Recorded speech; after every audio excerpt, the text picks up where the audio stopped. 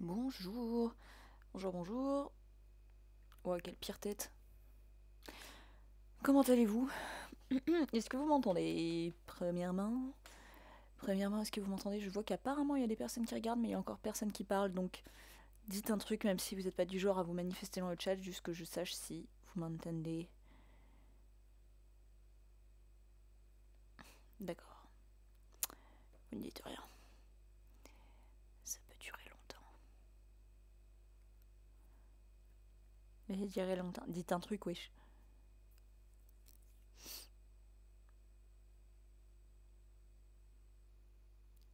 Ah si, ça y est. Ah, hello, well, c'est hello Fadou. Est-ce que vous m'entendez du coup? Hello Fincher. J'ai eu peur. Personne ne parlait. Je me suis dit, personne m'entend. Ou il y a que des bots qui me regardent. Oui, vous m'entendez. Génial. Ok, trop bien.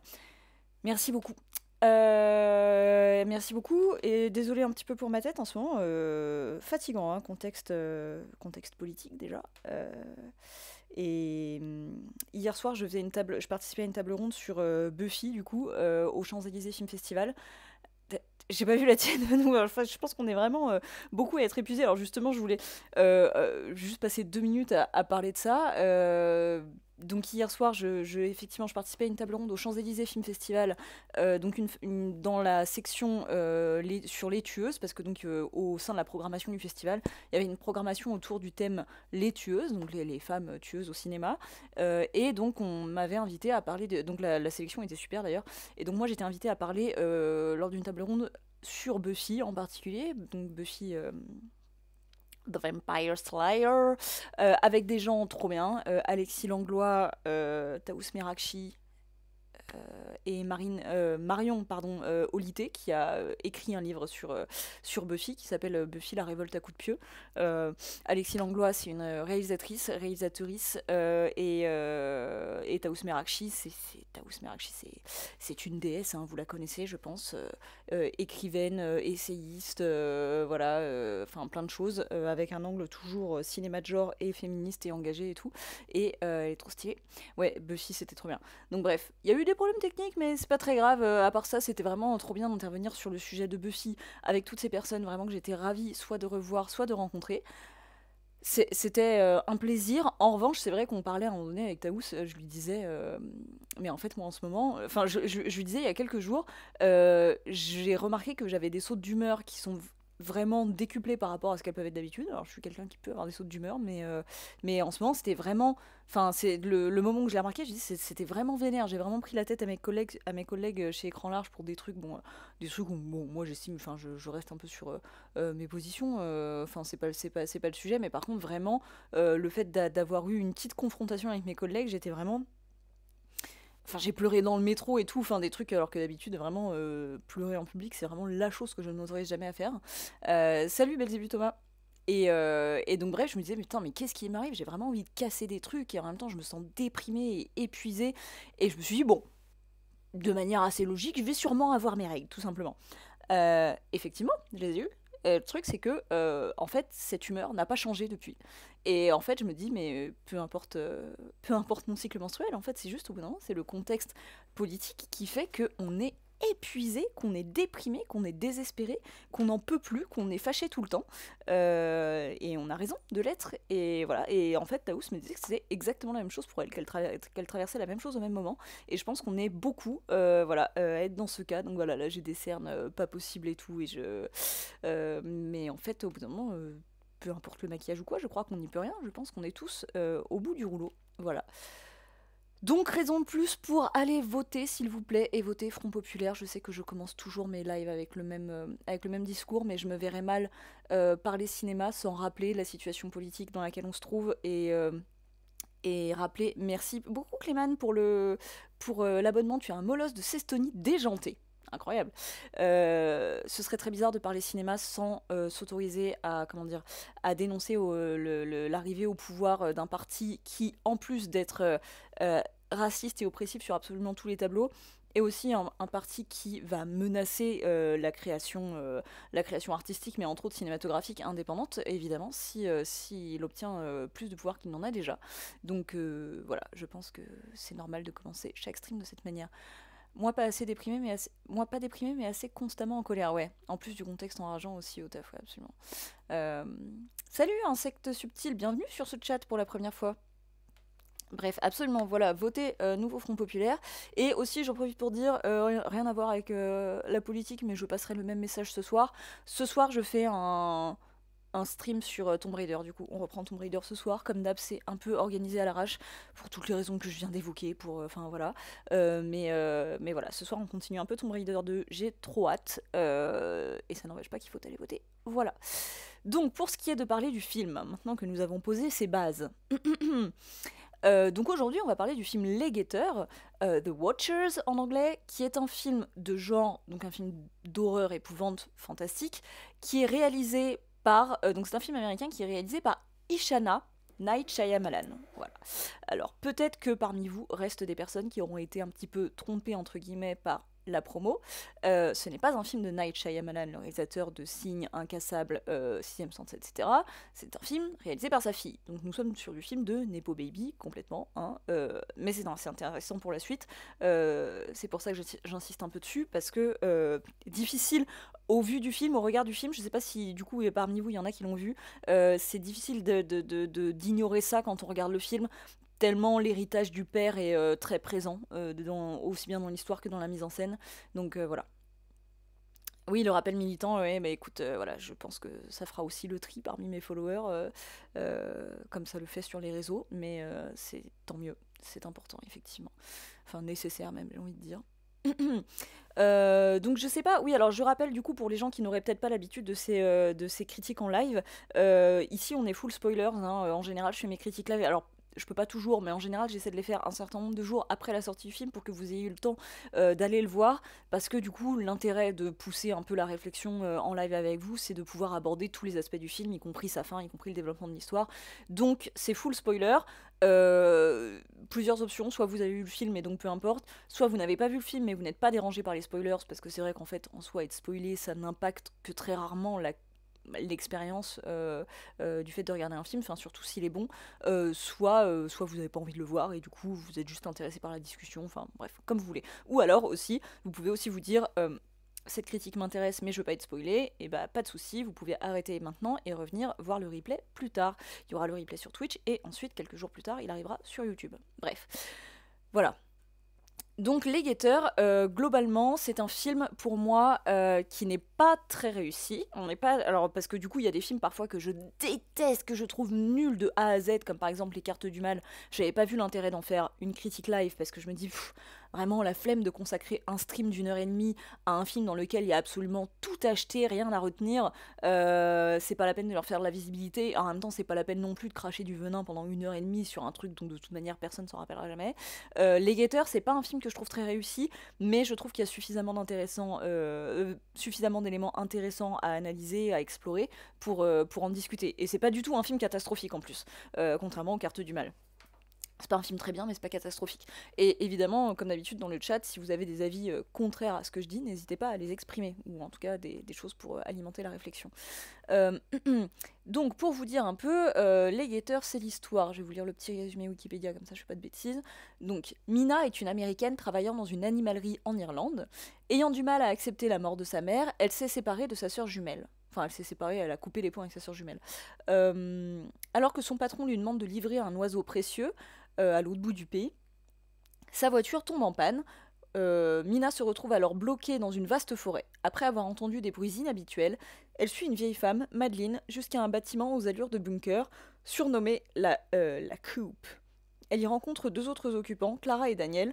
Madeleine explique qu'un groupe mystérieux appelé les Guetteurs observe le groupe à travers le miroir de la coupe chaque nuit. Bon, ce résumé n'est pas super bien écrit, mais enfin vous avez l'idée. Voilà. Donc ce qu'on peut en dire, par où commencer? Ah oui, au casting, alors casting intéressant parce que du coup il y a Dakota Fanning dans le rôle principal qu'on voit assez rarement depuis qu'elle est adulte. En fait, enfin, on la voit, elle continue de tourner, mais on la voit pas si souvent.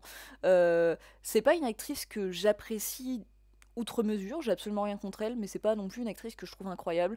Je trouve qu'elle a pas un charisme fou, enfin, en tout cas pour moi elle dégage pas grand chose quand elle est à l'écran, en même temps elle est pas mal et je sais pas, ça m'a fait un peu plaisir de la retrouver quand même dans un rôle principal où je me dis bon, surtout en plus dans un univers fantastique, je trouve qu'il y a quelque chose qui correspond bien, donc bref, voilà, en tout cas c'est Dakota Fanning dans le rôle principal et c'est suffisamment rare aujourd'hui qu'elle ait un rôle principal pour que ce soit souligné, parce que c'est quand même une actrice en laquelle l'industrie a énormément cru quand elle était gamine, puis en grandissant, bah du coup, malheureusement beaucoup moins. C'est toujours des destins un peu frustrants, un peu tristes, donc voilà.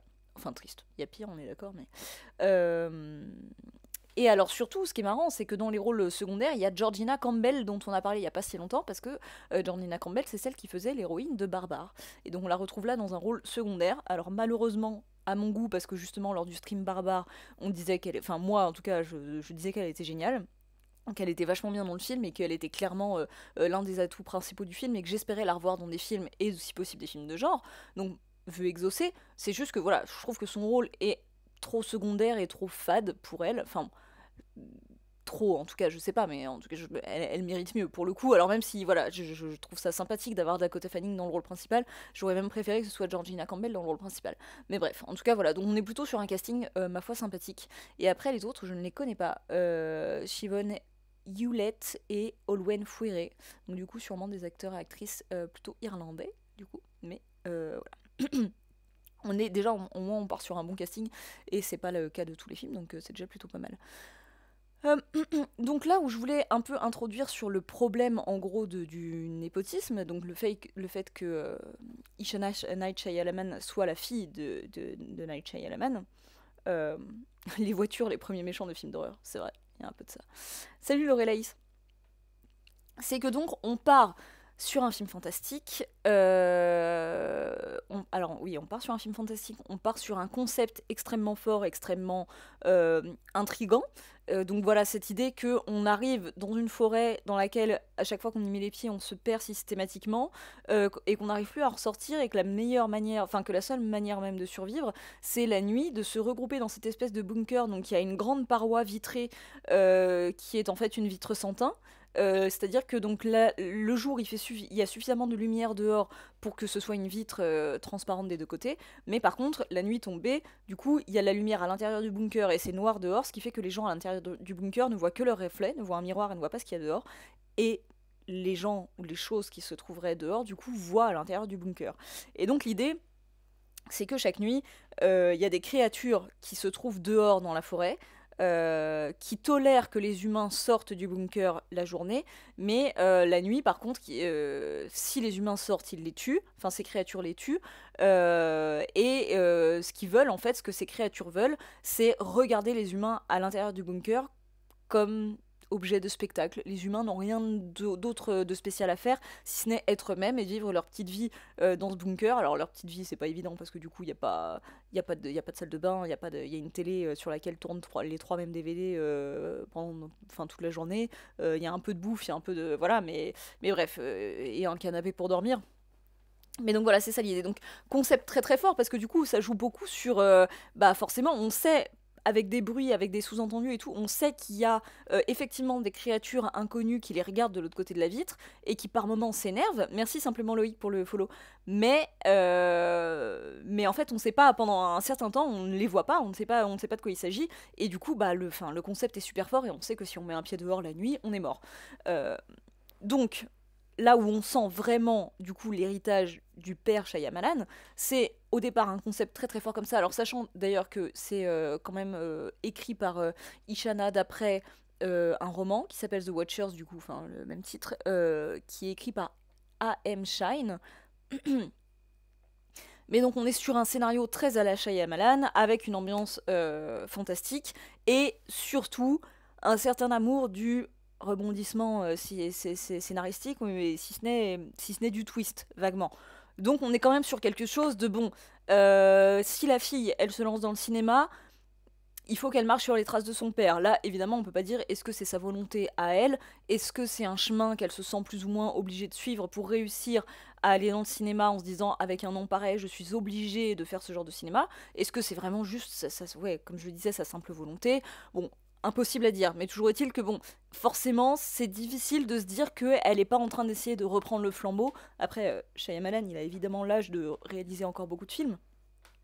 Mais bon, en plus, avec la promo qui a été faite, avec du coup le nom Night Shyamalan qui est très mis en avant, évidemment que ça joue un peu sur la confusion de ah, le roman est pas encore sorti, Fincher. Ah, d'accord, ok.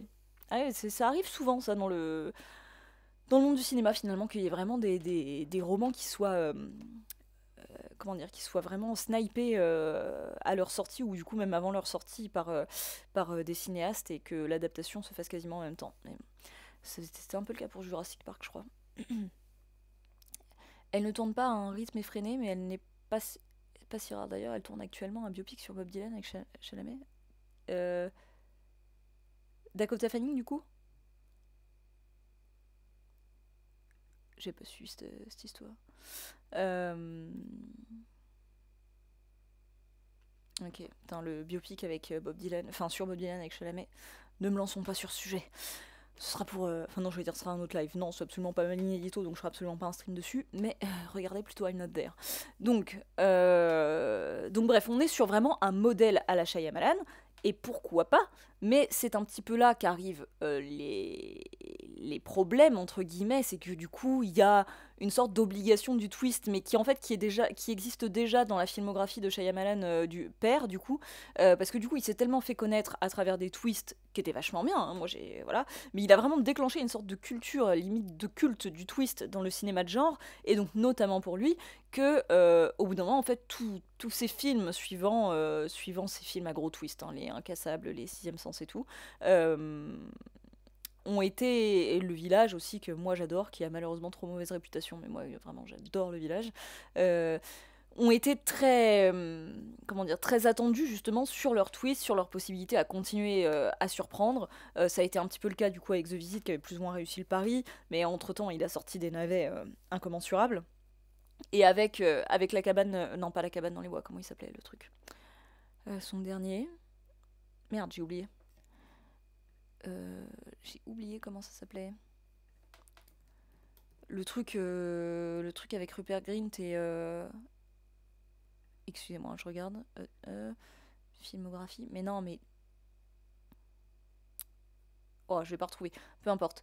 Donc, où on se dit, en fait, bon, on est vraiment. Oui, Knock at the Cabin, merci. Merci. On est vraiment sur. Enfin, et du coup, lui, celui-ci, Knock at the Cabin, avait peut-être. Il avait un peu pris le contre-pied de ça, de vraiment nous donner à attendre un twist tout au long du film pour finalement avoir une sorte de non-twist à la fin. Alors en fait, le twist, c'était presque qu'il n'y ait pas de twist dans ce film. Que j'avais pas adoré, mais que j'avais trouvé pas mal. Avec finalement, du coup, un message, un propos peut-être un peu étrange, mais du coup, voilà, une sorte de contre-twist, du non-twist, pour twister finalement. Bon, c'était un peu. Voilà. Et là, du coup, Ishana Shyamalan, dans la fin de ce film-là, dans la fin des Guetteurs, elle est sur, bon, oui, il y a du twist, parce que donc, encore une fois, désolé, hein, c'est full spoilers, mais à la fin, quand ils se sont enfin libérés de cette forêt, quand ils se sont échappés, quand ils sont revenus dans le monde normal, à la ville, voilà, elle retourne voir du coup le personnage de Georgina Campbell pour essayer de l'avertir du fait que la fameuse Madeleine qui est rentrée en ville avec elle, c'est en fait justement l'une des créatures qui a pris une apparence humaine. Le fait qu'on apprenne déjà que cette personne était en fait une créature, c'est en soi un twist. Alors du coup, il y a plein de gens qui ont dit qu'on le voyait vachement venir et tout. Alors peut-être, moi vraiment en base du front, je l'avais pas spécialement vu venir. Je me suis laissé surprendre. Et en même temps, c'est vrai que je me suis dit bon, oui, d'accord, évidemment. Et ça arrive vraiment au stade du film où tu t'attends à ce qu'il y ait une révélation. Donc bon, l'effet twist est quand même assez mince, on va dire. Et après, donc, elle va chez Georgina pour la prévenir, et en fait elle parle avec Georgina, et au bout d'un moment on s'aperçoit que la vraie Georgina est en train de rentrer dans la cour en voiture, et que donc depuis tout ce temps elle est en train justement de parler à la créature qui a changé d'apparence et a pris celle de Georgina. Enfin, j'appelle le personnage Georgina, c'est le nom de l'actrice, hein, je suis désolée, mais je ne retiens pas les prénoms.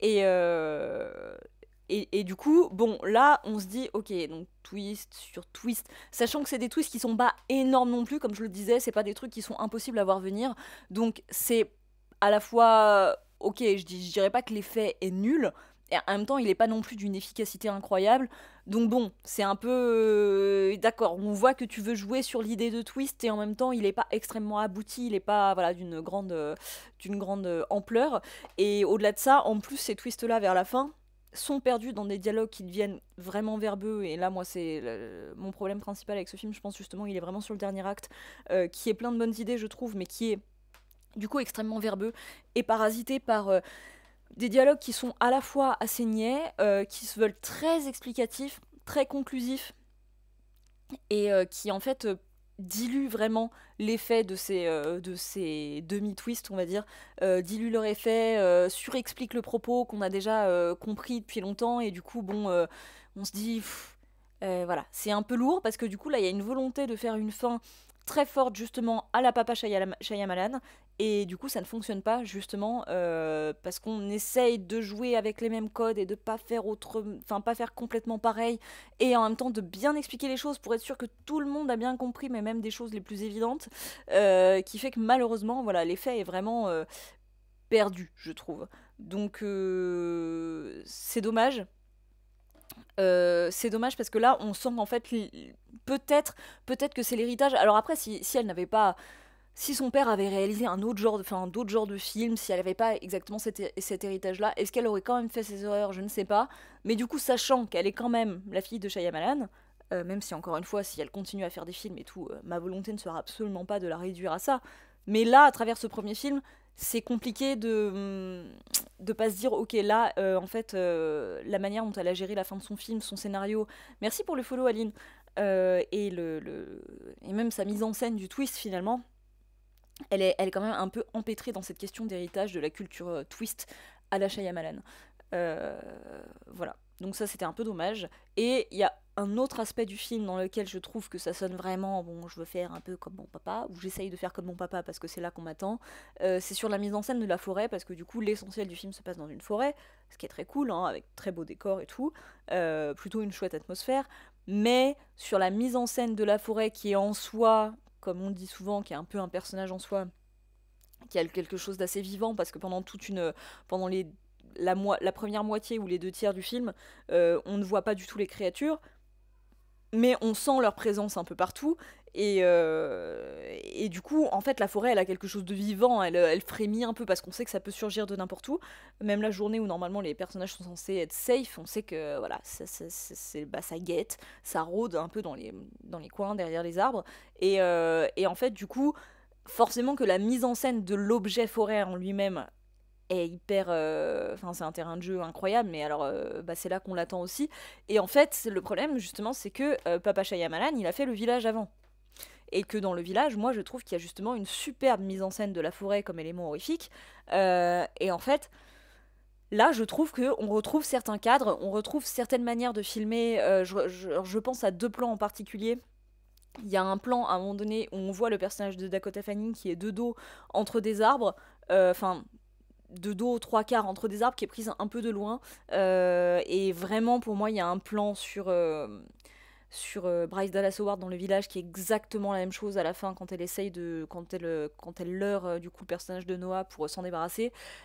Pour moi là on est sur le même cadrage, et en même temps vous me direz il y a peut-être pas 3000 manières de filmer une forêt, mais bon malgré tout j'ai vraiment eu l'impression de voir par moments du copier-coller. Il y a aussi les plans vraiment en contre-plongée totale avec où, comme la caméra est quasiment au sol, avec comment dire, l'espèce de perspective sur la cime des arbres qui bouge sur le ciel.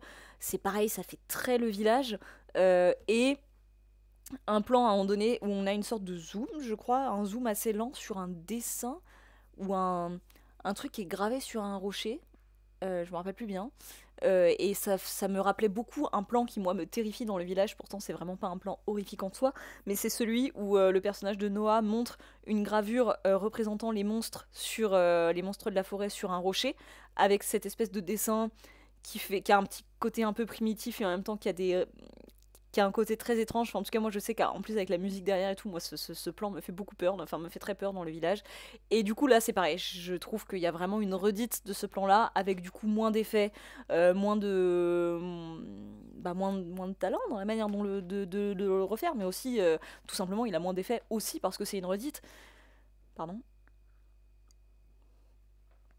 Donc voilà, je trouve que, encore une fois, l'héritage est très présent, et que je sais pas si c'est parce que c'est son premier film, mais en tout cas, à travers celui-ci, c'est compliqué de voir les guetteurs autrement que comme une pâle copie de ce qu'a pu faire le père Shyamalan. C'est dommage. Malgré tout, il a quand même des qualités, donc on va y venir. Alors je vois du coup.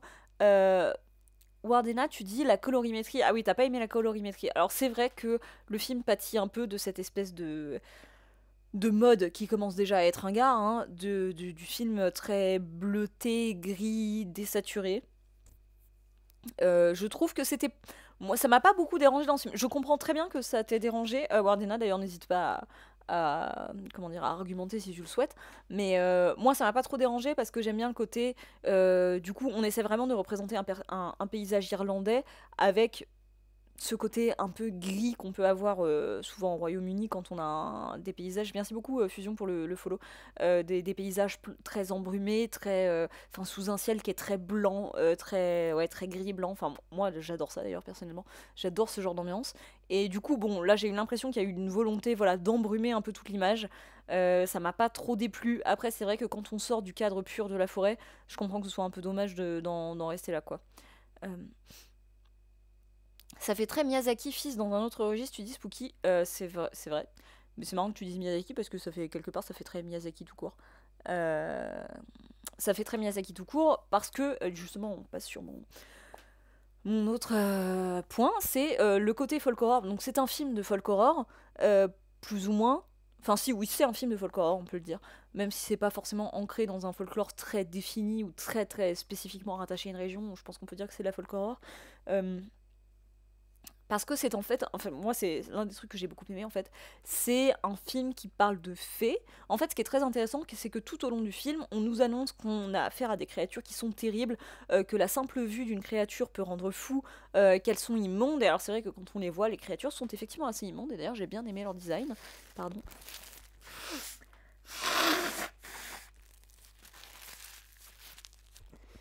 Pardon. J'ai vraiment bien aimé leur design de extrêmement élancées, extrêmement longues, extrêmement maigres. Elles sont pas d'une originalité folle, mais en fait, ce qui est super intéressant, c'est quand on comprend justement que ces créatures assez dégueu sont en fait des fées. Ce que nous, on appelle des fées. Et qu'en fait, ça parle de. Comment dire de créatures que nous, on a toujours représentées, enfin qu'on voit souvent en tout cas, surtout en Occident, je pense, représentées de manière très positive, très mignonne, très belle. Les fées, ça évoque toujours quelque chose de positif. Et du coup, là, c'est vrai. Et on apprend par la suite, alors c'est là que c'est mal construit aussi, parce qu'à la fin, on a toute une explication énorme d'un lore gigantesque, mais qui prend complètement le. Enfin, qui va complètement dans une autre direction par rapport à ce qui nous a été annoncé au début du film avec les traumas originaux du personnage principal, avec le moment où elle va choper un homme dans un bar et du coup on sait qu'elle se déguise et tout. Alors on voit bien comment ça fait écho au fait que justement le principe des fées dans ce film c'est qu'elles imitent les humains, c'est qu'elles étudient les humains et qu'ensuite elles cherchent à les copier. Mais du coup bon il y a beaucoup trop comment dire de pistes qui sont mises en place du côté de l'histoire personnelle du personnage principal qui sont soit pas très intéressantes, soit pas assez explorées et qui en fait sont vraiment superflues pour à la fin dans le dernier acte au contraire développer un lore, enfin en tout cas des pistes de lore énormes autour de ces personnages de fées et qui du coup en fait qui sont tellement pas utilisés dans le développé du film où là dans le développement du film on est vraiment sur le mystère total où on sait pas grand chose, les personnages sont enfermés dans le bunker, on entend des bruits dehors et tout, il se passe des choses bien sûr mais il y a pas énormément de choses et à la fin c'est boum, en fait c'est tous les trucs dont on aurait pu parler et qu'on n'a pas parlé mais qui sont super intéressants, donc c'est vraiment dommage en termes de construction, ça ne marche pas. C'est triste, mais ce que je voulais dire, moi j'ai trouvé ça quand même très intéressant que ça parle de fées, que ça mette en scène les fées d'un point de vue horrifique parce que ça parle aussi de la manière dont les fées à une époque étaient justement des sortes de divinités, en tout cas des êtres bons et qui vivaient en harmonie avec les hommes, et la manière dont les hommes ont fini par les ostraciser, les enfermer, les oppresser, et la manière dont justement ces êtres merveilleux sont devenus des êtres horribles. Mais ça, je trouve que c'est pas du tout assez développé dans le film. Mais il y a quand même un propos là-dessus que moi j'ai trouvé génial. Et d'ailleurs, ce qui est un peu dommage aussi, c'est que à la fin, finalement, l'espèce de message d'espoir qui est vaguement amorcé avec la manière dont la fée, enfin en tout cas la alphelin, qui est progéniture à la fois d'une personne humaine et d'une fée, bah finalement reprend son envol et est libéré de la forêt et tout. Il y a quand même, bon, il y avait plein de choses à tirer de ça qui sont pas très très exploitées et du coup je trouve qu'à la fin, avec ce petit message d'espoir, on n'insiste pas non plus assez sur la manière dont les humains, tout comme avec les animaux, en fait, ont réussi à rendre toute une, tout un, toute une civilisation, comment dire, toute une espèce complètement monstrueuse à travers justement cette forme d'ostracisation et d'oppression. Du coup, je trouve ça dommage, je trouve ça vraiment passionnant comme lore, enfin en tout cas ce qui est la backstory qui commence à être racontée à la fin mais qui est très peu explorée, je trouve qu'elle a un potentiel de ouf, avec des super visuels, des espèces de gravures médiévales et tout. Enfin moi j'avoue je suis assez cliente de ce truc. Alors c'était très cliché hein, la manière d'être présenté, de genre bon on va dans le bureau d'un vieux professeur et là on tombe sur des écrits, sur des livres, des recherches et on voit des vieux dessins et tout. C'est très cliché. Moi j'avoue que j'aime quand même bien, surtout quand on part du coup sur un type de créature qui est pas tellement utilisé dans le cinéma horrifique. Mais voilà, tout ce potentiel pour être si, enfin, assez peu exploité à l'écran, enfin mal exploité. Encore une fois, je dis pas que c'est complètement raté du tout, hein, mais ça aurait pu être beaucoup mieux. Alors Wells, tu dis rien que le fait que le nom de son père soit en gros sur l'affiche, ça sent le manque d'émancipation. Bah ouais, ouais. Après ça c'est pas forcément de sa faute, hein, c'est aussi le marketing tout simplement qui évidemment va jouer cette carte-là, mais du coup c'est d'autant plus difficile de pas y aller avec le nom Shyamalan en tête évidemment. Euh, En Terre des druides, pas de protagoniste à aura particulière. Tu parles de la Bretagne? Les druides, ils ont une aura particulière quand même, Wardena. Euh, pour avoir vécu pas loin de Brocéliande à une époque et quand j'étais gamine et avoir beaucoup aimé les promenades en forêt, il y a vraiment pas assez de films d'horreur qui se passent justement dans les forêts bretonnes parce que c'était un film fantastique. À chaque promenade en forêt quand j'étais petite là-bas, c'était vraiment un film fantastique en soi. Euh, mais bon, maintenant que plus de la moitié de Brocéliande a brûlé avec les feux de forêt, évidemment grâce au réchauffement climatique, et que aussi des navets tels que le film Brocéliande ont été faits, bon, je comprends que le terrain soit pas extrêmement favorable, mais quand même.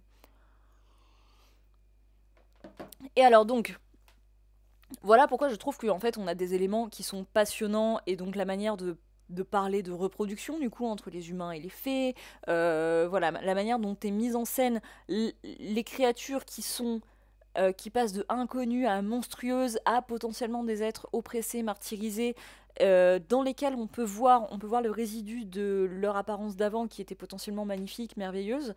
J'ai trouvé ça vachement, enfin je trouvais que c'était, ouais, qu'il y avait quelque chose de vachement bien là-dedans. Encore une fois, c'est pas super bien exploité, mais il y a quelque chose de vachement bien.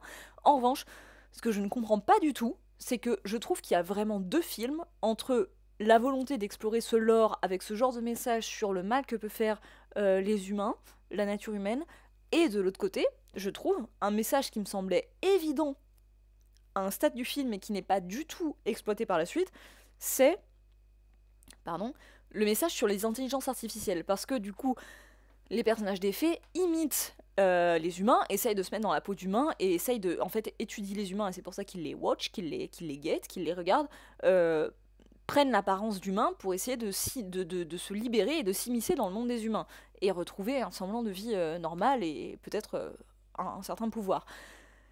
Et en fait, ce que j'ai trouvé vachement bien, c'est les moments où on a du coup des personnages de fées qui essayent d'imiter des humains, de prendre la peau d'humains, enfin pas physiquement prendre leur peau, mais en tout cas de se mettre dans leur peau, d'imiter leur corps, de prendre leur apparence, et qui au départ justement s'ajustent mal et y arrivent plutôt mal. Donc à la fois, il est bien expliqué que ça ressemble à l'humain qu'ils essayent d'imiter, et en même temps, il y a un œil qui se barre en couille, il y a la bouche qui est pas droite, la taille est pas bonne, enfin ce genre de choses. Et pour moi, il y avait un message évident à ce stade du film, un stade où on ne sait pas encore qu'il s'agit de fées, on ne sait pas encore leur passif et c'est que des créatures qui veulent tuer les humains qui mettent le pied dehors, pour moi c'était un message évident sur les dangers de l'intelligence artificielle. Et je trouvais ça vachement bien, je trouvais ça tellement intéressant de l'explorer à travers le prisme horrifique, comme ça, à travers le prisme fantastique. On n'est pas du tout dans un univers de tech enfin, si, moderne, enfin, on est en pleine forêt, on est 100% dans le côté épouvante, horreur, fantastique, absolument pas dans un univers dans lequel on s'attendrait à entendre parler des intelligences artificielles. Et je trouvais ça tellement bien d'amener ça comme ça, et de se dire, en fait, cette menace absolue qu'on ne voit pas, le noir dans la nuit, comme ça, qui est insaisissable, qui n'a pas d'incarnation, dont on ne peut deviner que la présence à travers une grande vide qui peut être une sorte de grand écran. Et en fait, de se dire, mais voilà, en fait, c'est quelque chose, cette espèce de présence extrêmement menaçante, qui essaye d'imiter la vie humaine, et finalement de la remplacer, parce que c'est un peu ça le but, donc de tuer les humains pour la remplacer, etc. Pour moi, c'était vraiment un propos sur les intelligences artificielles, et je trouvais ça génial, et cette manière de le représenter à travers des créatures qui imitent l'apparence des humains, mais qui arrivent pas bien, et qui ont du coup un côté très effrayant, parce qu'ils ont un œil qui se barre en couille et tout, mais je trouvais ça trop bien, je me disais, waouh, alors le film est pas génial, ok, mais putain, on a quelque chose de super intéressant, de vachement bien et tout, et au final... bah en définitive, non, c'est pas du tout cette direction que choisit de prendre le film. Donc, à la fois, je trouve ça trop obvious pour n'être pas du tout une réflexion sur les intelligences artificielles, pardon, j'ai postillonné. Et en même temps, avec le retournement de situation, où finalement les faits sont plutôt l'être opprimé dans l'histoire que les humains, bah en fait, ça n'a aucun sens, et du coup, ça ne... Enfin, le propos n'est pas du tout abouti. Et pour moi, là, à ce niveau-là, on a vraiment deux films. Et j'aurais adoré voir ces deux films. Un film qui aurait été full horrifique comme ça, fantastique, sur les dangers de l'intelligence artificielle, en mode forêt, voilà, folklore, des choses qui n'ont rien à voir avec l'informatique. Et de l'autre côté, un film justement sur les faits, les créatures que sont devenues les faits après que les humains en aient fait n'importe quoi. J'aurais adoré. Et malheureusement, ça n'est pas du tout la direction qui a été prise. C'est un peu des deux. Et pour finalement, on va faire quelque chose qui est très mid, quoi. Donc c'est dommage. Alors, Belzébuth Thomas, tu dis, je me méfie personnellement beaucoup des films qui citent par le producteur d'eux, par l'auteur d'eux, ça sent le marketing qui se raccroche aux branches. Oui, ça arrive souvent. Après, ça veut pas dire qu'il n'y a pas des perles qui peuvent... Parce que parfois, on essaie juste de trouver un nom qui, voilà, évoque quelque chose pour le public. Ce qui veut pas dire que le film en soi est raté, mais c'est vrai que, bon, parfois, c'est vraiment... Il y a vraiment un côté racler les fonds de tiroir pour essayer de trouver un attrait. Et ça, c'est vrai que ça arrive souvent quand le film, du coup, ne peut pas parler pour lui-même, quoi. Euh, Voilà, et autre chose du coup que je trouvais dommage et un peu bizarre dans la construction du scénario du film et tout, c'était le... Pardon, je vais y arriver. Tous les moments que moi j'ai beaucoup aimé en soi, les scènes où en fait l'héroïne, donc Mina, elle aperçoit un fantôme de petite fille dans la forêt. Et il est expliqué dans le film que cette espèce d'apparence, enfin de fée, du coup, peut-être la alphelin ou quoi, qui prend une apparence... Bah non, parce que du coup euh, on voit Madeleine en même temps que ce fantôme-là à un moment donné, je crois, donc ça peut pas être la même.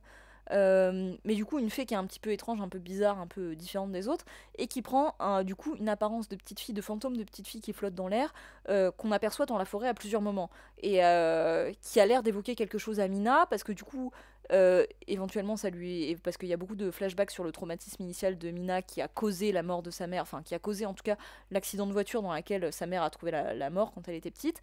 Euh, je sais pas, je me rappelle plus si c'est. Je crois pas que le fantôme soit joué par. Parce que le fantôme, on le voit de manière très furtive. Je me rappelle plus si c'est elle quand elle était gamine ou si c'est une autre petite fille, une autre représentation de petite fille. Et où du coup, bon, Mina, on voit qu'elle voit ce fantôme, enfin en tout cas cette espèce de créature, en même temps qu'elle ne s'arrête pas, comme si ça l'étonnait pas de la voir et que du coup elle décidait de ne lui donner aucune attention. Et en même temps, bah, il y a quand même quelque chose qui se construit autour de cette apparition. Et c'est pareil qui est pas abouti. Pour moi, j'aime beaucoup ce genre d'apparition. Je trouve que pour le coup, la mise en scène de cette apparition du fantôme, elle était vraiment cool sur les scènes où elle surgit. Et en définitive, bah, c'est pareil, c'est pas abouti. C'est une piste sur laquelle on n'a pas vraiment de conclusion. Malgré toutes les conclusions que le film essaie d'apporter dans tous les sens, à un peu tout. Voilà, c'est pareil, toute la partie dans le bunker, c'est long, c'est explicatif, c'est pas à la hauteur de l'attrait qu'a le concept de départ, qu'a le postulat du film au départ. Donc décevant aussi pour ça. Mais voilà, j'espère que je suis pas que en train de vous descendre le film, et que à travers mes critiques, vous voyez aussi tout le potentiel et donc aussi du coup toutes les qualités qu'il y a malgré tout. Même si voilà, le problème c'est qu'aucune de ces qualités n'est vraiment aboutie, n'est vraiment exploitée, n'est vraiment prédominante par rapport aux défauts qui viennent un peu mettre des bâtons dans les roues du récit. Mais je suis pas du tout en train de dire que c'est un film de merde, hein. Franchement, moi j'ai pas du tout détesté le regarder. C'est juste qu'il est très frustrant vis-à-vis de tout ce qu'il promettait, de tout ce que ouais, de tout son potentiel qui n'est pas exploité, quoi. Oui, alors effectivement, ouais, je suis d'accord que bon, alors les flashbacks, déjà pour moi les flashbacks c'est interdit. Alors je dis bien c'est interdit. Il y a évidemment des exceptions qui confirment la règle, mais globalement les flashbacks, quand vous avez besoin de recourir aux flashbacks, c'est que vous avez un problème de narration.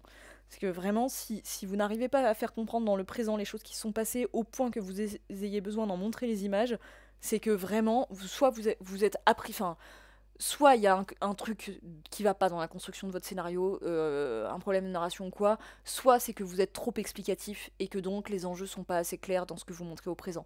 Mais les flashbacks, ça n'est que très très très rarement nécessaire, essentiel au film que vous faites. En général, c'est du gras en trop, c'est qu'il y a quelque chose qui va pas. Donc déjà, les flashbacks en soi, 95% du temps pour moi c'est interdit, c'est un défaut. Donc effectivement là il y a le problème du flashback et en plus le problème de le traumatisme d'enfance avec l'accident de voiture qui est effectivement Well Well Wells mis en scène comme un peu tous les flashbacks d'accident de voiture. C'est marrant d'ailleurs parce que du coup j'ai vu ce film juste après ou juste avant un autre film dans lequel j'ai oublié évidemment, dans lequel il y a un autre accident de voiture comme ça mais qui est mis en scène mais tellement de la même manière et je me suis dit, oh là là là là, on en a marre que ce soit filmé de cette manière, que ce soit timé exactement comme on l'attend l'accident de voiture, enfin bref. Donc là-dessus je suis d'accord. Après c'est pas suffisamment présent dans le film pour tout gâcher, mais c'est un autre défaut, enfin enfin en tout cas un nouveau défaut qui s'ajoute à la liste, je suis d'accord. T'as vu que le trailer Wardina? Ok. Tu ne connais pas l'exemple de flashback utile? Si, si, Belzébuth Thomas, j'en connais. J'en connais. En fait, moi, mon exemple ultime pour un peu tout dans le cinéma, c'est Twixt de Coppola, qui est donc un film dont je parle très souvent parce que il est très mésaimé et méconnu dans la filmographie de Coppola, mais je trouve que c'est son ultime chef-d'œuvre. Et dans Twixt, en fait, c'est marrant parce qu'il y a vraiment pour moi le pire et le meilleur du flashback. Même si c'est un film que je trouve parfait par plein d'aspects, il a quand même effectivement le défaut du flashback et aussi la qualité, je vais y revenir. Ou en fait, donc d'ailleurs si ça vous intéresse plus, j'ai fait une vidéo d'analyse sur Twix dans laquelle je parle de ça justement, donc n'hésitez pas à aller voir.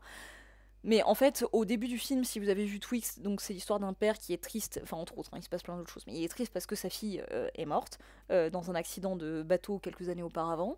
Et en fait, les moments où on voit qu'il est triste au début, il y a des images, mais alors vraiment c'est le pire du flashback parce que c'est des images en noir et blanc en plus. Euh, Clippé, c'est la seule fois où elle avouera un défaut à Twix. Ouais, donc il y a des flashbacks en noir et blanc qui ne bénéficient d'aucune mise en scène particulière, si ce n'est, ou en tout cas de manière d'être insérés dans le récit particulière, si ce n'est justement le fait qu'ils soient en noir et blanc. Et c'est des moments de genre, ah, il rigolait avec sa fille, ils faisaient griller des marshmallows ensemble, ah là là, c'était le bonheur, et puis elle est morte. Et en fait, il est triste. Donc vraiment pire utilisation possible du flashback parce qu'on l'a vu à ce moment-là, on l'a vu quand il essaye d'écrire son bouquin, il remplace le nom de l'héroïne par le nom de sa fille, il regarde des photos de sa fille, je veux dire, on a compris Francis, vraiment, on avait compris, c'était pas la peine de mettre ces images en plus. Vraiment. Donc, pire utilisation possible du flashback, et en général, l'utilisation qui est faite là, après elle est spécialement caricaturale dans Twixt, mais en général, c'est ce type d'utilisation du flashback qu'on voit, et c'est le cas dans Les Guetteurs. T'as pas trop aimé, mais c'est plutôt pas Twixt. Ah mon dieu. Écoute, va voir ma vidéo d'analyse, tu comprendras que c'est un chef-d'œuvre. Enfin, peut-être. Euh, Et en même temps, il y a aussi la meilleure utilisation possible du flashback dans ce film, c'est le moment justement où on voit l'accident de bateau de sa fille. Parce que ça se passe dans un contexte extrêmement particulier, où en fait le personnage de Hall, donc le personnage de Val Kilmer, se trouve au-dessus d'un ravin au bas duquel coule une rivière, et il est donc avec Edgar Poe à ce moment-là, enfin en tout cas sa vision fantasmée d'Edgar Poe. Ils se tiennent tous les deux au-dessus de ce ravin et donc ils regardent l'eau comme en fait tel que c'est filmé parce que c'est filmé en plongée, ils sont vraiment comme deux spectateurs devant un écran de cinéma en fait. Et du coup sur cet écran qu'est la rivière, il y a la scène de l'accident de bateau qui se déroule et qui fait un parallèle aussi avec du coup le personnage de Elle Fanning cette fois-ci, donc la sœur, qui est le fantôme du film, qui est la jeune fille fantôme du film et qui est évidemment un prisme à travers lequel aussi bien Edgar Poe que Hall vont comprendre, vont réussir à digérer, etc., les deuils de jeunes filles à eux dans leur vie, vont réussir à comprendre les choses. Et à ce moment-là, pour moi, le flashback, bah oui, c'est la meilleure utilisation des choses, enfin la meilleure utilisation de ce procédé, parce que justement, on parle d'un écran de cinéma qui permet une introspection et un retour sur des traumatismes passés, mais du coup des traumatismes, donc à travers la culpabilité évidemment, enfin qui évoque surtout la culpabilité, mais Pardon, je suis en train de me perdre dans ce que je veux dire, mais il y a tellement de choses à dire sur Twixt et sur cette séquence que ça se passe aussi. Le fait que ça se passe sur l'eau, c'est très important pour moi, parce que comme je le cite dans ma vidéo, ça me rappelle ce que disait Gaston Bachelard sur Edgar Poe, et sur le fait que chez Poe en particulier, mais pas que, l'eau est une sorte de passage esthétique, visuel entre la vie et la mort, parce que l'eau, je suis désolée, hein, je pars dans une longue digression, mais en fait l'eau, quand vous voyez l'eau dans la vie, vous voyez des choses à travers de l'eau. C'est à la fois transparent, vous voyez ce qu'il y a au travers, et c'est en même temps un effet miroir. Donc c'est une représentation du réel, et en même temps, ça amène à travers son mouvement, notamment, à travers le mouvement de l'eau, ça amène une subjectivité sur ce que vous regardez. Vous regardez pas la chose de manière objective parce que vous la regardez à travers l'eau, et du coup ça transforme légèrement les choses de manière à vous les révéler davantage, de manière à vous faire passer quelque part d'un autre côté. Ça vous... C'est vraiment compliqué de, comment dire, d'essayer de vous résumer un peu ce que dit Gaston Bachelard, non seulement avec mon cerveau limité, mais en plus avec mes souvenirs, parce que j'ai pas la chose sous les yeux. Mais comment dire, l'eau du coup est une sorte de passerelle entre ce qui est, les choses telles qu'elles sont et les choses telles qu'elles ne sont pas, et du coup quelque part entre la vie et la mort. J'espère que Bachelard ne se retourne pas dans sa tombe quand je dis ça. Encore une fois, c'est mieux expliqué dans ma vidéo d'analyse sur le film. Et du coup, à ce moment-là, pour moi, le fait vraiment de projeter un flashback sur une surface d'eau comme sur un écran de cinéma, ce qui est exactement ce qui est encapsulé dans cette séquence-là, ça donne en fait un sens extrêmement profond et pertinent au flashback, et en l'occurrence au flashback montrant la mort d'une jeune fille qui fait écho aux morts de jeunes filles qui se passent dans le présent pour eux, enfin dans le présent en même temps dans leurs rêves, etc. Bon, voilà, je trouve que c'est pour ça que d'où l'au-delà, c'est ça, c'est pour ça que pour moi dans Twixt il y a vraiment le pire du flashback et le meilleur du flashback, parce que j'ai jamais vu une utilisation aussi brillante du flashback dans un autre film. Mais je comprends que là tout ce que je dis c'est extrêmement confus, encore une fois c'est plus clair dans ma vidéo. Ah, tu avais vu ma vidéo avant, Thomas. Écoute, désolé. Après, voilà, je sais que je ne réussis pas à faire aimer Twixt à tout le monde, malheureusement. C'est le grand drame de ma vie. Voilà. Donc, effectivement, pire flashback aussi dans les guetteurs. Alors, le problème, c'est que on arrive déjà, il est tôt, mais on arrive déjà un petit peu au bout de ce que j'avais envie de dire sur ce film, parce qu'il n'y a pas non plus et tant de choses à dire que ça sur ce film, sachant que, bon, est-ce qu'il est... Oui, il est toujours sur Shadows Twixt. Je sais pas s'il y est encore. On va regarder tout de suite. Auquel cas, c'est vraiment dommage que ce soit pas une exclue Shadows, parce que sans quoi, je vous l'aurais complètement proposé en watch party. Mais c'est pas une exclue. Non, ils l'ont plus, malheureusement. Ils l'ont eu à une époque, mais ils ne l'ont plus. Voilà, donc vraiment, je pense que mon regret principal vis-à-vis de ce film, parce que je pense que c'est un peu de là que découlent tous les autres problèmes de construction et de narration qu'on a évoqués, au-delà de l'aspect Nepo Baby, c'est vraiment cette espèce de coche manquée entre la possibilité de raconter l'histoire d'un peuple oppressé à travers les faits, qui part de quelque chose de merveilleux pour donner quelque chose de monstrueux, et de l'autre côté, un propos sur les intelligences artificielles, exploré à travers un point de vue fantastique, que je trouve finalement plus incarné et plus humain que si on était dans un univers de tech qui serait peut-être plus évident pour parler d'intelligence artificielle. Je trouve qu'il y aurait une sorte de Terminator fantastique à faire avec ce concept qui aurait été incroyable. Voilà. Donc je trouve ça très dommage. Alors, Wells, tu dis oui, on a ça aussi dans la leçon de piano et dans The Leftovers. L'eau comme passage. Ah oui. Mais en fait, l'eau, mais vous avez ça aussi dans Roméo plus Juliette et dans énormément de choses. L'eau, ça peut être au cinéma, ça peut être à la fois fluide, sensuel, comme passage vers l'au-delà et un peu entre les deux et plein de choses. Mais enfin, c'est passionnant. Vraiment, le motif de l'eau au cinéma, je pense qu'il y a des essais infinis à faire là-dessus. Et notamment dans les films d'horreur, je pense. C'est une idée, en vrai, on pourrait faire un jour un stream sur la représentation de l'eau dans les films d'horreur et la manière dont c'est utilisé. Bon, c'est une idée, à réfléchir. Ce serait un gros boulot, donc voilà. À voir si un jour je suis amenée peut-être à faire une conférence dessus et je pourrais utiliser ce sujet, ou je sais pas. Mais voilà. Voilà, en gros, enfin, je suis désolée, le stream est pas très long parce que je suis déjà un peu arrivée au bout de ce que j'avais à vous dire sur ce film. C'est pas le film qui m'inspire le plus de choses à dire. Bien sûr, j'avais davantage à blablater sur Love Lies Bleeding, sur bon, d'autres choses. Et salut notre cré. Mais du coup, si vous avez envie de continuer à parler, de faire des remarques sur le film et tout, n'hésitez pas, hein. N'hésitez pas, n'hésitez pas. Ah, j'écoute ce fusion, je suis ravie que tu aies trouvé ça intéressant. En plus, c'est la première fois que tu prends la parole sur ce chat, trop cool. Voilà. Donc, et je sais pas, est-ce que vous m'avez pas tellement dit si vous l'avez vu, le film. Est-ce qu'il y en a parmi vous qui l'ont vu et qui auraient des retours à faire? On était en mode spoil, notre cré, mais en fait, on l'est plus tellement parce qu'on est sur la fin, là. Du coup, tu l'as pas encore vu, notre cré, je suppose.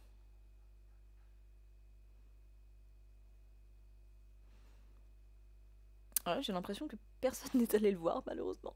Enfin, je dis malheureusement, encore une fois, vous aurez compris, là, voilà, je ne trouve pas que ce soit un chef-d'œuvre, mais je trouve que. euh, comment dire, je trouve que c'est quand même un film intéressant à voir. Enfin, je ne découragerais pas du tout les gens d'aller le voir. Bah, du coup, voilà, notre cré, écoute, franchement, moi, même en l'ayant vu, là, vraiment, si c'était à refaire, je le referais. Et puis, je pense que même c'est un film que je reverrais sans déplaisir, parce que je trouve qu'il y a plein de choses à y pêcher, il y a plein de choses à en retenir, et il y a plein de. Il y a toujours, comme beaucoup de films qui sont moyens, parfois, il y a le plaisir d'imaginer le film qu'il aurait pu être quand on le voit. Euh, donc plein de pistes super intéressantes qui sont hyper stimulantes, qui donnent envie de tas de choses, mais voilà, la frustration du fait que ce soit pas aussi bien abouti dans ce film que ça aurait pu l'être. Et vraiment c'est dommage, parce que ça aurait été mieux construit, on serait passé à côté d'un truc, enfin on aurait eu un truc potentiellement vachement bien quoi. T'as pas trop saisi ce qui m'a plu? Bah écoute, alors du coup notre crèche, je suis désolée, je vais respoiler un peu en fait. J'annonce. Écoute, ce que je disais, il y a tout le lore autour des faits que je trouve être un concept. Alors, il y a le concept de départ, le principe de. Comment dire? Des guetteurs, là, dans la forêt, que je trouve vachement bien. Il y a l'ambiance forêt d'Irlande embrumée, moi j'adore ce genre de cadre. Euh, il y a les apparitions du fantôme de la petite fille, du coup, qui sont inabouties, mais que moi j'ai beaucoup aimé, que j'ai trouvé très saisissantes. Il y a le lore autour des faits, du coup, qui est asséné à coups de marteau à la fin et qui n'est pas du tout assez développé, mais que j'ai trouvé être une super piste. Et aussi, voilà, la piste sur les intelligences artificielles. C'est des choses que je trouve pas réussies jusqu'au bout, mais qui m'ont donné hyper envie, qui m'ont fait plaisir sur le moment. Voilà, il y a la déception qui vient ensuite quand tu t'aperçois que c'est pas aussi bien que ce que ça aurait pu être, mais malgré tout que enfin, les bons éléments, les éléments de départ, ils sont là, quoi. Qui sont bien et qui sont là. Et à la fin, même quand je dis le twist, il est laborieux, enfin le twist, le dernier acte, en tout cas, il est laborieux, il est verbeux, tout ce que vous voulez, il est un peu cucu, un peu niais. Oui, après, de là à dire qu'il est nul, non, parce que oui, il y a des choses à en tirer, et on voit les intentions, la mise en scène n'est pas du tout dégueulasse, hein, elle est pas folle, elle aurait mérité d'être beaucoup plus indépendante voilà, de l'influence de son père et d'être beaucoup plus folle pour traiter ce sujet, mais c'est pas du tout nul, enfin, le film est quand même très propre, c'est. Voilà. Si vous aimez ce genre de cadre, ce genre d'ambiance et ce genre de concept un peu fort au départ, vous y prendrez quand même du plaisir. Et encore une fois, la révélation autour du lore des faits, moi j'ai vraiment aimé ce passage-là. Je trouve que c'est un trop court passage du film et qu'il y a la frustration de se dire mais en fait pourquoi tout ça c'est pas développé dans le film, mais pourquoi ça se veut un objet de twist alors que c'est, enfin de twist quasiment, de résolution en tout cas, alors que c'est un bloc énorme, euh, mais euh, mais c'est quand même vachement cool quoi, il y a quand même des éléments super cool. Voilà. Mais c'est pour ça aussi que c'est pas un très bon film, c'est parce que aucun de ces éléments n'est réellement abouti. Voilà. Sinon, si vous n'avez plus trop de choses à ajouter sur ce film, Spooky Duty, il me faisait pas trop envie, sachant qu'il était naze, mais après spoil de ton analyse, ça me laisse curieux. Ah, bah écoute, tu nous diras du coup si jamais tu vas le voir. Mais franchement, moi, si vous n'avez pas besoin, je veux dire, si vous prenez facilement plaisir devant les films fantastiques, allez-y, hein. Moi, ce qui est mon cas, je veux dire, je mange quand même beaucoup de films fantastiques sans pour autant trouver que sans pour autant trouver que ce sont des chefs-d'œuvre, mais j'aime les voir quand même. Là, vous pouvez vraiment y aller, vous aurez largement suffisamment de belles images et de choses à retenir, et même de quelques frissons. Il y a quand même quelques passages qui font un peu flipper. Franchement, vous aurez de quoi faire. Et comme je le disais, le casting est cool aussi, hein, ce qui permet d'avaler pas mal de couleuvres, ce qui permet de quand même rester accroché et de prendre plaisir à pas mal de choses, c'est que les acteurs sont très crédibles, ils sont très bien. Encore une fois, plaisir de retrouver Georgina Campbell, tout ça. Donc voilà. je suis pas du tout en train de vous vendre un chef-d'œuvre, vous l'aurez compris, mais un film fantastique qui se voit sans déplaisir et qui a des choses intéressantes à proposer, oui, je pense. Voilà. Mais écoutez, ce que je vais faire, c'est vous donner rendez-vous ce soir à 20h pour Tomb Raider, dans une autre ambiance. C'est bien aussi, ça fait longtemps qu'on n'a pas fait Tomb Raider. Enfin, j'ai toujours l'impression que ça fait longtemps parce que je voudrais jouer tout le temps, mais...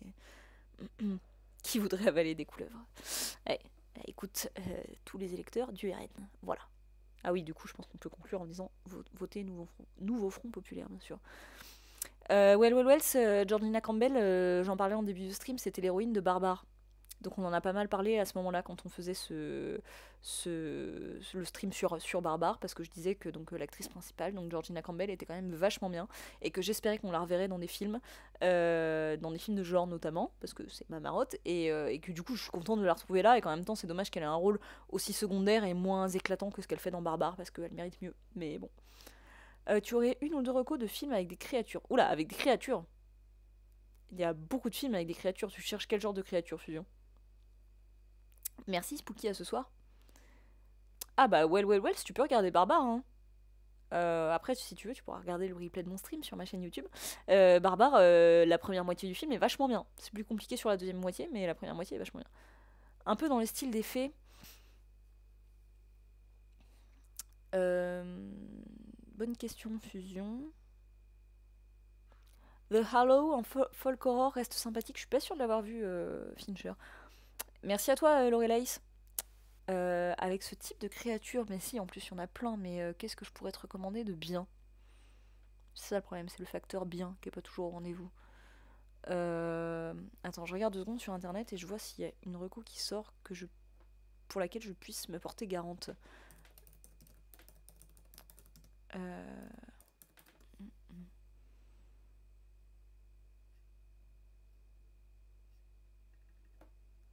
N'hésitez pas dans le chat aussi si vous avez des recos à donner à Fusion. Allez-y.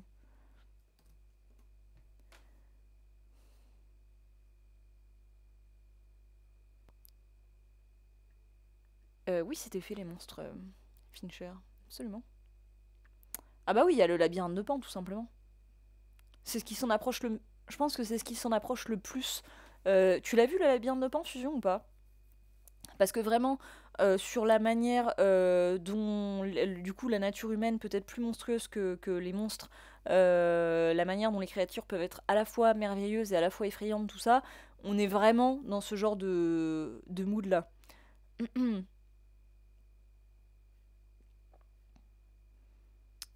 Bon, après, des trucs pourris, là, j'en vois plein, mais...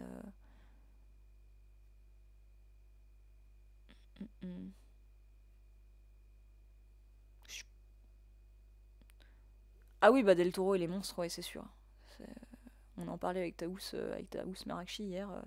Vraiment, Del Toro et les monstres, c'est quelque chose. Je suis pas une grande fan de Del Toro, mais ça, on peut pas lui enlever qu'il a une approche toujours originale et... comment dire? Originale et intéressante sur les monstres. Spooky qui veut ban les gens qui n'ont pas vu le labyrinthe de Pan. Alors que là, en horreur, on découvre les monstres tard, les faits sont moins traités. Ah oui, oui, c'est sûr. Ah oui, oui, là, pour le coup, on n'est pas dans la même approche, dans le sens où Del Toro, effectivement, il aime pas... il prend pas, comment dire, il joue pas tellement sur le mystère de d'abord on dissimule les créatures pour lentement les dévoiler, etc. Au contraire, lui, il a vraiment un plaisir de l'esthétique de la créature, et au contraire, on les voit toujours beaucoup, complètement, parce que c'est ce qui l'intéresse de filmer. Pas forcément ce qu'il y a autour, pas forcément l'attente, etc. Mais c'est vrai qu'il y a plein de parallèles à faire entre ce film et le labyrinthe de Pan en fait. Aussi parce que du coup le film, c'est vrai qu'il a tout un côté Alice au pays des merveilles. Au départ je me suis dit oh là là, la fille blonde qui se perd en forêt, il y a des histoires de terriers, il y a des histoires de voilà de créatures fantastiques et tout. Est-ce qu'ils vont nous sortir du Alice au pays des merveilles? Encore une espèce de redite, de réécriture de Alice au pays des merveilles, comme 50% des films de genre qui sortent. Et au bout d'un moment je me suis dit oh non en fait non pas tellement, il n'y a pas tant de parallèles à faire. Et en fait au bout d'un moment, effectivement, il est question de... Comment il appelle? Il y a je sais plus quoi, je sais plus quel truc qui s'appelle Wonderland ou quoi, et je me suis dit, en fait, si, voilà, le parallèle est complètement voulu. Salut Loïc, et je trouve ça un peu dommage. Enfin, je trouve ça... Enfin, dommage. Aussi parce que tout simplement là c'est pas très exploité, parce que si tu veux refaire du Alice au Pays des Merveilles, vas-y, enfin lâche un peu ta folie, fais davantage, enfin vas-y plus franchement, parce que là encore une fois c'est une petite piste qui est un peu évoquée, et en plus qui est tellement galvaudée qu'on se dit bon vraiment si c'est pour mettre un petit vernis par-dessus ce que t'as fait, un petit vernis Alice au Pays des Merveilles, ça sert à rien, enfin je veux dire si tu le fais vas-y à fond. Euh, donc voilà, piste pas inintéressante, mais vraiment trop timide pour ce que c'est, pour le cliché que c'est en plus.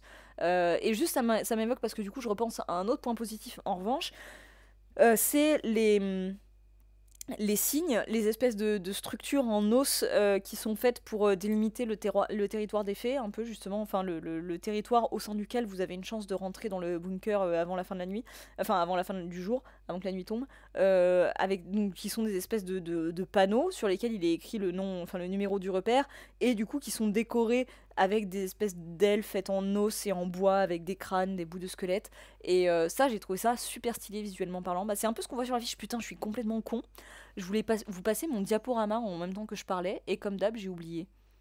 Ah, quelle connasse. Mais alors, du coup, les repères en question, bah, c'est un peu ce qu'on voit sur la fiche là.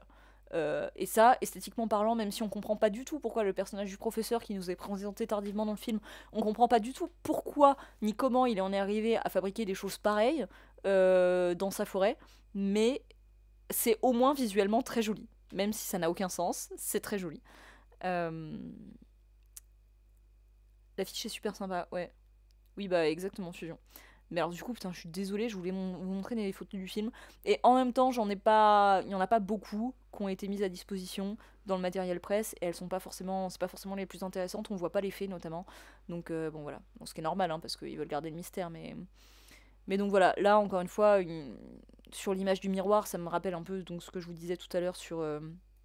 comment dire, sur la possibilité de voir cette vitre sans teint comme un, comme un écran, et enfin, venir soutenir un peu toute la thèse du message sur les intelligences artificielles. Mais bon, en définitive, euh, voilà, donc ce qu'on disait sur la colorimétrie, on est quand même beaucoup dans ces couleurs grisâtres, qui moi encore une fois ne me dérangent pas, parce que dans le cadre de ce film, il y a un côté très ambiance British, forêt d'Irlande pleine de brume, que du coup moi j'aime, mais du coup on n'est pas sur un parti pris esthétique, colorimétrique extrême, on peut pas dire. Voilà pour ce qu'on voit un petit peu de Georgina Campbell. Putain, mais le nombre de fois où j'oublie de vous montrer mes diaporamas que je prépare pourtant à l'avance et tout pour mes critiques live, c'est catastrophique, hein. Plutôt que de montrer ma vieille tête tout du long là. Mais si, en plus, voilà, j'avais préparé, toi. En plus, je suis dégoûtée parce que du coup, hier, quand j'ai dû repousser le stream, d'ailleurs, je suis désolée parce que je sais que c'est quand même beaucoup moins facile de suivre un stream le lundi après-midi que le dimanche après-midi. Je suis désolée, mais hier, c'était vraiment compliqué. Je m'étais dit, bon, bah, puisque je fais pas le stream, au moins, je vais prendre le temps de préparer les trucs et tout. Et donc, je suis allée chercher les photos, j'ai fait mon diaporama, et là, j'oublie complètement de l'utiliser. Ah, stupide. Mais donc voilà, en fait, il faut dire que les photos aussi, à part vous montrer en gros les images que vous avez déjà pu voir dans la promo du film, il n'y a pas beaucoup de choses qui puissent me permettre d'appuyer mon propos, parce qu'on voit pas du tout les faits, y a pas d'éléments de mise en scène particulier. Bon, ça c'est ce que vous voyez déjà sur l'affiche ou sur les photos de promo. Voilà, bon, la tête de Dakota Fanning, vous la connaissez. Euh, voilà, il n'y a rien de très spécial non plus dans ces photos. Mais bref, bah écoutez les amis, puisque c'est ça, on n'a qu'à dire que on se voit ce soir, du coup, pour Tomb Raider. Donc je répète, rendez-vous à 20h. Merci beaucoup d'avoir été ça. D'avoir été ça. Merci d'être ce que vous êtes. Merci Fincher pour l'abonnement, tu es un molosse de Cestonie déjanté toi aussi. Eh ben on a beaucoup de personnes déjantées aujourd'hui. Mais tant mieux, hein. Plus déjanté que le film en tout cas, et tant mieux. Voilà, j'espère quand même que j'aurai évoqué, comme chez Spooky, la curiosité chez certains d'entre vous d'aller quand même voir ce film, parce qu'encore une fois, je trouve que ça vaut le coup de le voir. Si vous aimez les univers fantastiques, allez-y quand même. Voilà, et peut-être que du coup, un jour, Ishana Night Shyamalan fera autre chose que du sous Shyamalan, et elle fera son propre cinéma, et ce sera cool. Voilà. Sachant que le film, là, elle l'a aussi écrit, du coup, d'après le roman. C'est quand même elle, la scénariste aussi. Voilà. Bon après-midi à vous, et j'espère que je vous dis à ce soir. Bisous tout le monde.